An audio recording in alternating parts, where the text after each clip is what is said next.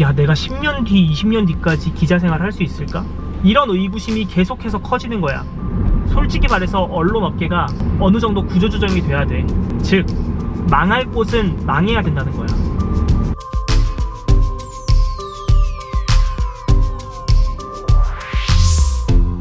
자, 여러분 안녕하세요. 삐끗 기자입니다. 오늘은 최근 언론업계에서 화두가 되고 있는 문제에 대해서 얘기를 해보려고 합니다. 바로 저연차 기자들이 기자라는 직업을 포기하고 다른 직업으로 전직을 하는 경우들이 늘고 있다는 거예요. 물론 기자라는 직업을 하다가 다른 직업으로 넘어가는 일은 비일비재했습니다. 이게 하루 이틀 된 문제는 아니에요. 근데 지금까지의 기자라는 직업에서의 전직의 특성은 뭐였냐면 10년, 20년 동안 일을 하다가 이제 할 만큼 기자 생활을 다 한 다음에 대기업 홍보팀 부장 혹은 대기업 홍보팀 상무 이런 식으로 이렇게 스카우트해서 데려가는 경우가 대부분이었거든. 근데 최근에 이 언론업계에서의 이직의 특징은 점점 기자라는 직업을 떠나는 나이가 빨라지고 있다는 거예요. 뭐 대리, 과장, 차장 이런 실무진급으로 이직하는 경우가 많다는 거죠.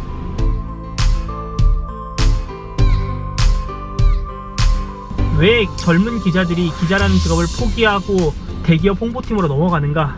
솔직히 말해서 이유는 하나입니다. 직업의 전망이 그리 밝지 않기 때문이에요.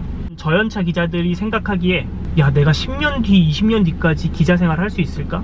이런 의구심이 계속해서 커지는 거야. 이런 언론업계의 업황이 안 좋다는 거는 딱 한 가지로 귀결됩니다. 뭐냐? 돈이에요.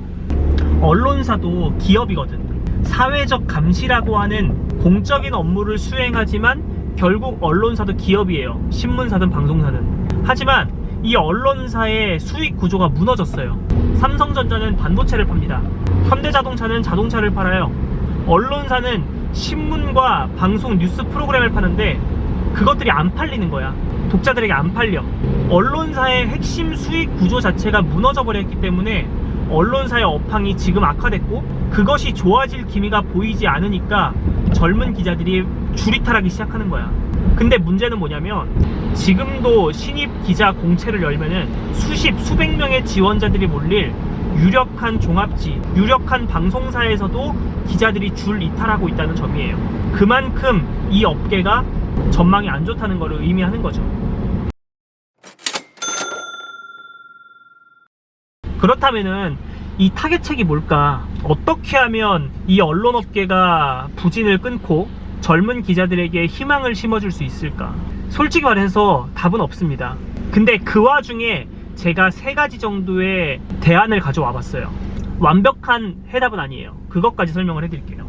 먼저 첫 번째는 언론사들이 좀 구조조정돼야 돼. 예전에는 언론사 숫자가 적었어요. 광고비, 홍보비, 협찬비 이런 돈으로 언론사들은 살아남는데 이것의 총 합은 정해져 있는데 이걸 갈라먹는 매체들이 많이 생긴 거야. 인터넷 언론사부터 대형 종합지, 대형 경제지, 그리고 중소경제지 이런 다양한 주체들이 한정된 홍보비, 한정된 협찬비를 갈라먹기 시작한 거예요. 그럼 이 안 좋아진 업황을 되살리려면 어떻게 해야 돼요? 솔직히 말해서 언론업계가 어느 정도 구조조정이 돼야 돼. 망할 곳은 망해야 된다는 거야.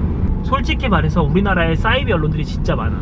진짜 기사 한 꼭지도 안 쓰고 협찬, 뭐 광고비 이런 거 따내려고 다니는 매체들도 많고 진짜 기업들한테 깡패짓 하면서 홍보비 뜯어내는 곳들이 많아요. 솔직히 말해서 그런 곳들은 어느 정도 망할 필요가 있어. 그러면은 최소한 지금 이 포화 상태인 언론업계가 어느 정도 축소가 되면서 살아남은 매체만큼은 그 수명을 연장할 수가 있겠지. 근데 이런 언론업계의 구조조정도 완벽한 해법은 아닙니다. 왜냐? 예전 같은 경우는 정보의 독점이 가능했어요. 소수의 언론인들, 소수의 언론사들이 정보를 독점할 수가 있었어요. 그렇기 때문에 그 정보의 가치가 높아졌고 그 정보들을 사서 읽으려는 독자들, 그 정보를 사서 읽으려는 기업들이 많았단 말이야.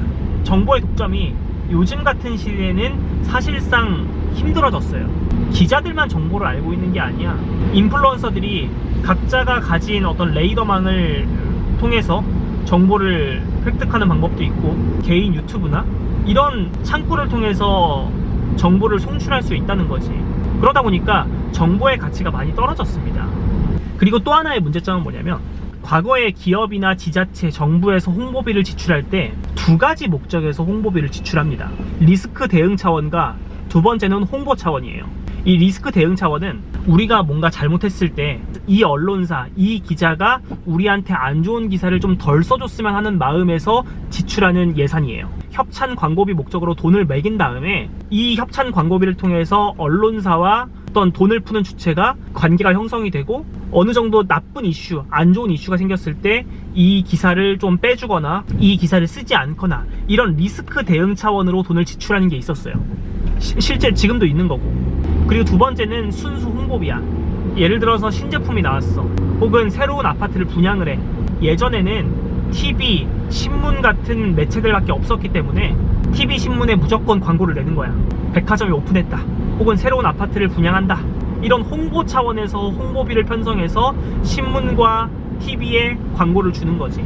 근데 문제는 이 두 번째, 순수 홍보 차원의 예산 지출이 많이 줄어들었어요. 이게 무슨 뜻이냐? 여러분이 예를 들어 삼성전자 임직원이야. 뭐 갤럭시 S30이 나왔어. 야, 우리 새로운 핸드폰 나왔으니까 이제 신문이랑 방송에다가 광고 실어야겠다. 여러분이라면 이렇게 생각할 것 같습니까? 인플루언서들한테, 유튜버들한테 돈 뿌려가지고 갤럭시 S30이 진짜 잘 나왔다. 가격도 잘 나왔고 뭐 성능도 뛰어나고 이런 컨텐츠를 만드는데 홍보비를 투입하는 게 더 좋단 말이야. 이 순수 홍보 차원의 예산은 기성 언론사에서 인플루언서들이나 플랫폼 기업들로 이미 넘어간 지가 오래예요. 똑같은 돈을 쓴다면 한국 경제에 실는 것보다 네이버나 카카오에 싣고 싶은 거지. 이미 기업들은 광고비, 홍보비, 협찬비를 내면서 우리한테 안 좋은 이슈가 생겼을 때 이 언론사들로 하여금 조금 입막음을 할 수 있는 이 리스크 대응 차원의 목적으로 홍보비, 협찬비를 제공하고 있다는 거야. 리스크 대응 차원과 순수 홍보 차원에서 이 축이 무너진 상태에서 언론사 숫자가 줄어든다고 해서 이 무너졌던 홍보 목적의 예산이 다시 살아날 것 같습니까? 이미 인플루언서들이나 플랫폼 기업들한테 이 홍보 차원에서의 대응 능력이 떨어진 언론사들이 언론사 숫자가 줄어드는 걸로 이 부분을 해소할 수가 없다는 거야. 언론사들이 적당한 숫자가 망해 어느 정도 살아남은 기업들은 업황 회복이 될 수는 있겠죠. 이 리스크 대응 차원의 예산을 어느 정도 갈라먹게 할 뿐이지 이 순수 홍보 목적의 예산은 다시 끌어올리기가 쉽지 않다는 거야. 언론사들이 줄어든다고 해서 완벽한 해법이 되지 않는다는 거예요. 두 번째는요, 전문성을 키우는 겁니다. 기자들 나름대로 전문성을 키우는 거야. 근본적인 문제도 그거잖아요. 사람들이 기사를 찾지 않고 언론사를 통해서 정보를 얻으려 하지 않는다고. 그것 때문에 언론사의 경영에 위기가 온 거잖아. 그렇다면 시청자들로 하여금 언론사의 정보를 찾도록 해야 돼. 어떻게? 전문성을 키워야지. 내가 부동산을 2, 3년만 하고 다른 부서로 가는 게 아니라 내가 부동산을 한 10년, 15년 취재하면서 전문성을 키우는 거야. 노하우를 키우는 거야. 그렇게 되면 언론사 기자들이 만들어내는 콘텐츠가 조금 더 양질의 콘텐츠가 될 거고 사람들이 많이 찾아서 보겠지. 이건 어느 정도 해법이 될 수 있어요. 근데 이것도 문제가 있어. 첫 번째는 시간이 오래 걸립니다. 어떤 한 명의 기자를 그 업계 전문가로 만들기 위해선 5년, 10년이 넘는 막대한 시간이 걸려요. 어떤 사람을 부동산 쪽에 짱 박아두면서 이 사람을 보고 뭐 공인중개사 자격증도 따라고 하고 뭐 세무 쪽 공부도 좀 해보라고 하고 이런 전문성을 갖추기 위한 비용과 시간이 오래 들어요. 간당간당하게 살아남을지 안 살아남을지를 고민하는 언론사들이 이 긴 시간을 기다려줄 수 있을 것이냐, 요게 첫 번째 문제고요. 두 번째 문제는 언론사들이 전문성을 함양하는 과정에서 보통 선택하는 방법이 경제적인 부분입니다.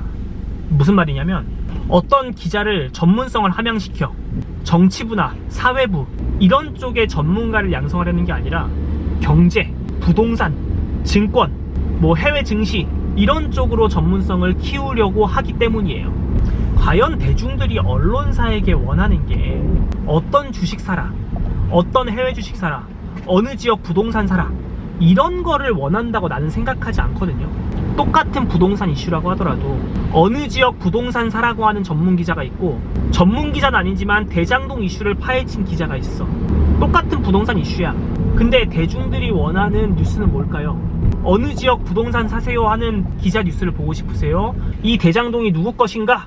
화천대유가 누구 것인가를 파헤친 기사를 보고 싶을까요? 과연 부동산 전문 기자가 이 화천대유를 추적하는 기사를 쓸까? 지금 언론사들이 가고 있는 방향으로서는 그 방법은 아니에요. 전문성을 함양하는 방식이 물론 좋지. 하지만 우리 사회를 진짜 뒤흔들어 놓을 수 있는 이슈는 과연 그런 부분에서 나올까? 최순실 박근혜 게이트 어디서 비롯됐어요? 조그만 태블릿 PC 하나에서 비롯됐어. 그걸 전문 기자가 찾아냈을까요? 그냥 사회부 막내 기자 혹은 정치부 막내 기자 이런 사람들이 추적하다 보니까 그 태블릿 PC 안에서 최순실이라는 여자의 사진이 나온 거에서 비롯이 됐잖아. 언론사들이 전문성을 함양하는 방식은 좋아. 그 방향이 어느 정도 맞는 것도 맞아. 하지만 정말 대중들이 언론에게 원하는 건 뭘까? 돈을 버는 정보를 제공해주는 걸 원할까? 아니면은 부당하게 돈이나 권력을 얻은 어떤 유력자나 정치인이나 소수 권력자를 어떤 추적하는 기사를 원할까요? 난 후자라고 생각하거든요. 이 전문성을 함양하는 방식도 100% 해법이 될 수 없다는 거지. 자, 그리고 세 번째, 솔직히 이게 제일 쉬운 방법일 수도 있어요. 거대 자본으로 팔려가는 거야. 최근에 건설 자본들이 언론사들을 많이 사갔습니다. 호반건설이라는 기업이 EBN이라는 경제매체, 전자신문, 서울신문이라는 매체를 사갔어요. 되게 단기간에 괜찮은 언론사들을 여러 사들인 거지. 그리고 중흥건설이라는 건설 자본이 헤럴드경제라는 석간신문을 사들였어요. 든든하게 내 뒤에서 쩐을 대주는 쩐주가 있으면 언론사들은 좋은 저널리즘을 실현할 수 있어요. 대기업도 까고 정부도 까고 정치인도 까고 아주 숭고하고 가치 있는 저널리즘을 실현할 수 있다고. 뒤에서 든든한 쩐주가 야, 기자들 연봉이 그게 뭐야, 돈 더 많이 줘, 연봉 한 2, 3천씩 올려줘, 너희 더 이상 푼돈 뭐 몇천만원 뭐 몇억 벌려고 저기 발 동동 구르지 말고 그냥 그런 거 신경 쓰지 말고 너희 콘텐츠와 신문 기사와 뉴스 방송에 신경 써서 그런 콘텐츠 만들어. 이렇게 뒤에서 든든하게 밀어줄 수 있다고. 유력한 신문들, 유력한 방송들이 대규모 거대 자본을 가지고 있는 대기업들한테 팔려가는 거야. 이게 아름다운 해법일 수 있어요. 근데 이렇게 숭고한 저널리즘을 실현하라고 매년 수십억, 수백억의 돈을 대줄 그 기업들이 있을까? 만약 돈을 대준다면 그 기업들이 원하는 바가 있을 거야. 이 언론사를 이용해서 그 대기업들이 더 성장하고 더 돈을 많이 벌어들이길 바라겠지. 그런 목적에서 언론사들을 사들이는 걸 거예요. 자선사업가는 없습니다. 삼성전자가 언론사들한테 몇 억씩 매년 광고비를 지출한다고 해도 그 수억 원 이상의 어떤 이익을 바라기 때문에 그 광고비를 지출하는 걸 거야. 하물며 정말 막대한 돈을 들여서 언론사들을 사들인 그 거대 자본, 그들이 과연 순수하게 좋은 저널리즘을 추구하라고 그 언론사들을 사들였을까? 언론사를 활용해서 경쟁 상대의 정보를 더 파악하고 어떻게 하면 우리 건설사가 더 크게 성장할 수 있을까? 그 목적을 가지고 언론사들을 사들이는 거야. 뻔하지, 당연히 그렇지. 돈이 많은 쩐주들한테 팔려가는 게 아름다운 해법일 수 있어요. 하지만 이거야말로 어떻게 보면 좋은 저널리즘을 해치는 가장 큰 문제일 수도 있는 거죠. 이 젊은 기자들이 기자라는 직업을 포기하고 떠나간다는 거는 이 언론업계가 진짜 자성해야 될 문제야. 근데 문제는 해법이 쉽지 않다는 거죠. 제가 세 가지 대안을 제시했지만 이 세 가지 대안 모두 어느 정도 한계를 안고 있어요. 언론업계를 준비를 하실 때 좀 이런 문제에 대해서 고민을 하시고 한번 생각을 해보시는 것도 좋을 것 같아요. 언론사들은 대부분 위기에 처해 있고 그 언론사들마다 나름의 타겟책을 내놓지만 그것들이 완벽한 방향은 아니에요. 내가 기자라는 직업을 꿈꿀 때 이런 부분에 대해서도 한 번쯤은 생각을 해봤으면 좋겠습니다. 아무튼 오늘 얘기가 조금 우울했지만 도움이 됐다면 구독과 좋아요 부탁합니다.